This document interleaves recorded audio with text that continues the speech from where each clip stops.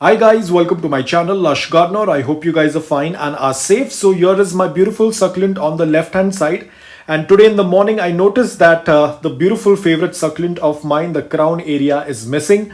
Now I was not sure what exactly happened over here because I know that this is not a rot. It did not rain, so there is no way that it's going to have a crown rot.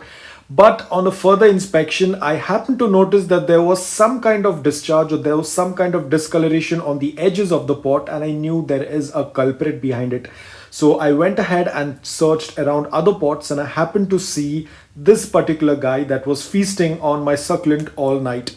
Now guys, you need to be extremely careful. Do not hold this caterpillar by your bare hands because they have this fuzzy hair on them that can lead to an allergic reaction. So be very careful that you do not hold it by your hand. If you have sensitive skin, this can lead to terrible itching on your hand and on your body. So be very careful. The moment you notice this, either use your gloves or just scoop it out with something, but do not hold it with your bare hands. Otherwise it is going to turn out to be a disaster. You are going to have immense amount of itching if touched with bare hands.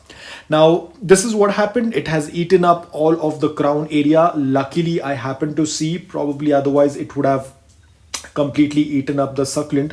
So I still have a chance to save this succulent. Now what I have done is I've gone ahead and sprinkled some dry cinnamon powder because there was an open cut. Now I have to protect this succulent from rain, because if there is any moisture or any rainwater that is going to fall onto the crown area, this succulent is going to definitely get rotted. So I have to be extremely careful.